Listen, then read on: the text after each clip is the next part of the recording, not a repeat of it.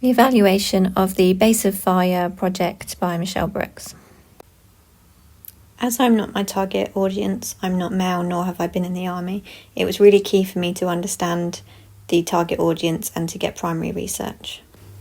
I found this really difficult to do due to the sensitivity of the subject matter. I didn't want to cause any triggers or make anybody feel any worse.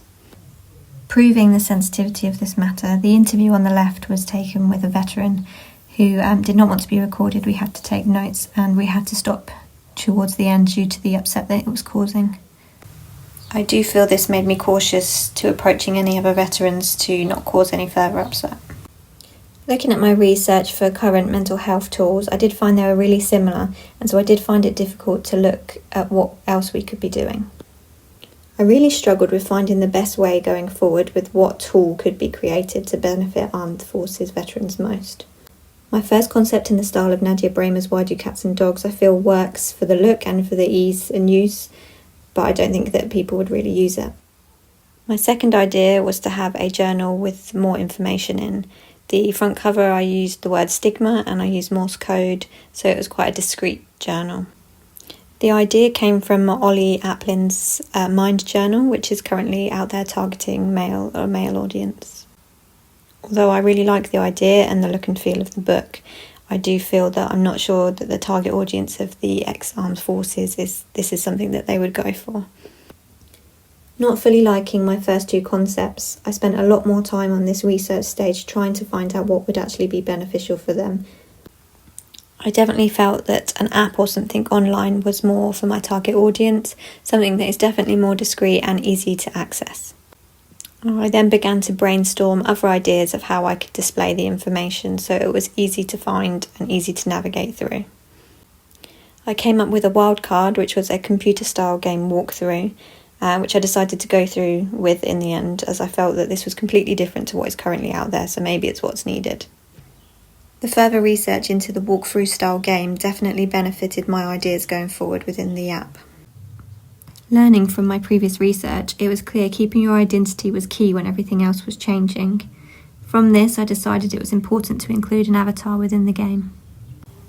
With my target audience in mind, I thought it was key to make it more personal to the armed forces, including medals which they're extremely proud of, and different disabilities which could have happened due to being out on tour, and I thought this would make them feel thought of and included. Making the tool engaging to the audience was extremely important. I feel like I've done this more by adding in the armed forces slang throughout.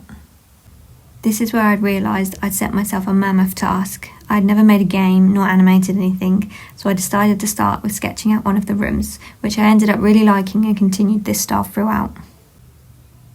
I really like the relaxed feel and feel like it works well. It feels less like they're looking for help, which is one of the key challenges I had. I think being able to navigate around the house and find different points of information and activities removes that medical counselling feel and feels like the information is there, but it's less formal. I wanted to tackle the subject of grief in a sensitive manner, as it's something a lot of the armed forces face. I feel like I've done this quite tastefully with the park and the different grieving methods. However, I have discounted the audience that have not experienced this from this section.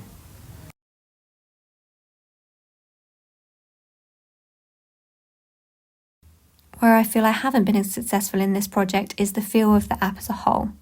The elements were designed at different stages and I didn't have the time or the skill to create my own avatar to match the style of the room.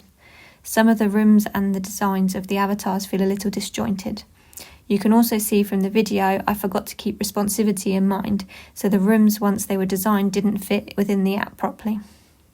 I've never used XD before, so this whole project has been challenging, but I'm extremely proud of the outcome and could see this actually working. I did, however, fail to look into the cost and development of a project this large, which I think would be its downfall if I was to take this further. Charities would not have a large enough budget, and as it is to support people struggling, I would not want to make it chargeable. This has been a brief I've wanted to tackle for a while. I thought with the insights I have and dealing with the issues it has caused firsthand, I would fly through this project. However, it's actually been one of the hardest projects I've worked on. I'm not sure if this is due to the being too close or it being too personal or putting way too much pressure on myself to give the cause justice and have an amazing outcome. This said, I'm really happy with what I've achieved.